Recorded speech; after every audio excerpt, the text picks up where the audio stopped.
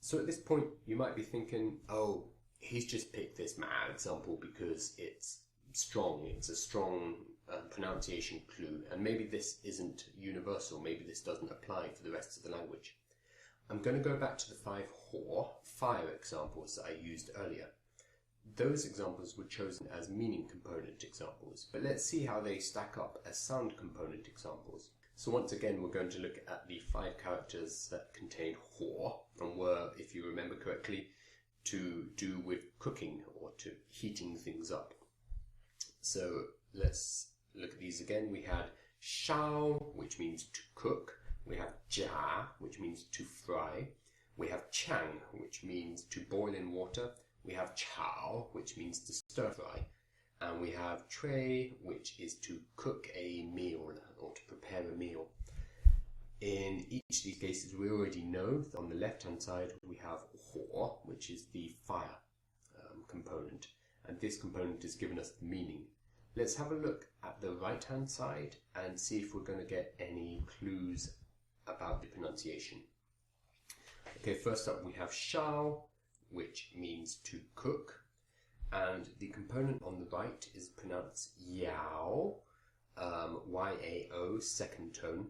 So what's being borrowed here is the final A-O, and that's all. So we're getting a bit of a clue about the ow, but that's all. We don't get the sh, and we're not getting any clue about the tone, but it still gets us close. The second character is ja, which means to fry. The component on the right actually has 2 pronunciations. It has the pronunciation ja, which is the same pinyin with a different tone as ja, and it also has the pronunciation wa, which in this case isn't very helpful for us. If we knew it had both pronunciations though, we'd be able to guess it's going to be either ja or zuo, and that's going to get us a lot closer. In this particular case, it happens to be ja, and it's ja with a second tone. So this is a pretty good sound clue. The third example, on the right hand side, we have the component tang with a C. That's a tang, and the character here is pronounced chang, Q-I-A-N-G. So what's happened here is the tang, the s, the C of the sound component has been replaced with a Q, or QI in this case, to create chang. So again, we've borrowed the final ang, in this case A-N-G, and that gets us into the right ballpark, and that's good enough. Also, tang and chang are very similar initials, so that helps us as well. So the fourth character here is chao, which means to stir fry. That's C-H-A-O, third tone. The sound component on the right hand side, you might actually recognize it's the character for less or fewer, and it has the pronunciation shao with an SH. That's S-H-A-O, third tone. So in this case, both the tone, the third tone, is inherited by the character, and also the final A-O. And finally we have a slight alteration from SH to CH, sh to ch, which in the Chinese language is actually a very close pronunciation. So we go from shao to chao, and that's given us the pronunciation hint there. Okay, and finally we have the character shui. On the right hand side we have the component qian, Q-I-A-N, fourth tone. Now this is interesting. This is no help at all. There's some similarity between the ch and the ch sound. They're the front and back versions of the same sound, but this is a fairly weak clue and not something we'd want to rely upon. And this is an important lesson. This happens. The fact that we have a bad example here is important. Sometimes the phonetic clues are rubbish.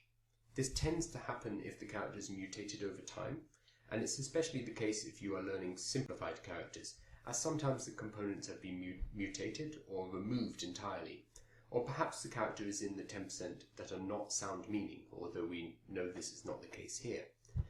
Whatever the reason is, often we just cannot rely on these sound clues. This isn't to say that we should totally ignore sound meaning clues. In fact, we shouldn't, and if you've been paying attention, you might have noticed how useful this can be, and I'm hoping that you're starting to get excited. The fact that sometimes the pronunciation clues are weak is an important one. Very often they get you into the right area, but sometimes they'll be totally misleading. Instead of cursing misleading clues though, let's remember that before knowing about the sound meaning characters, we had zero idea of how to pronounce a new unknown character. If we were guessing from zero knowledge, you have around a 1 in 440 chance of getting the right pinyin. There are 440 combinations of initials and finals in pinyin. This is where I get the number from. That's around a 0.2% chance, which is as good as saying you have no chance. With the phonetic clues though, we can get in the right ballpark. In the examples above, we kept getting the final, the ow, or the yang, or the a, which gets us in the right area, and this is getting us a higher chance of getting the pronunciation right, especially compared to our 1 in 440 chance that we had earlier. Therefore, this is still an incredibly powerful technique, and it will be invaluable moving forward in your study. I'm going to show you how we finesse it and how we make sure that we're not led down the wrong path by the clues, and how we know when there are strong clues and when there are weak clues. And this is something that you're going to start to connect in your head anyway as we move forward.